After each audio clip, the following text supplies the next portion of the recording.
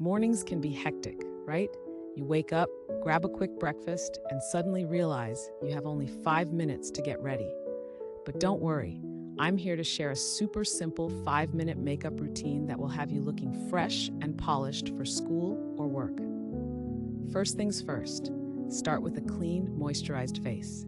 A good moisturizer will keep your skin hydrated and create a smooth base for your makeup. If you have time, throw on some sunscreen too. Protecting your skin is always a priority. Now, let's move on to foundation. For a quick application, use a tinted moisturizer or BB cream. Dot it on your forehead, cheeks, and chin, then blend it out with your fingertips. This gives you a light coverage that looks natural but still evens out your skin tone. Next, grab a cream blush. It's quick to blend and gives a lovely, dewy finish.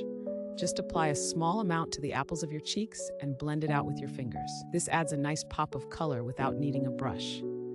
For your eyes, a simple coat of mascara can work wonders. It opens up your eyes and makes you look more awake.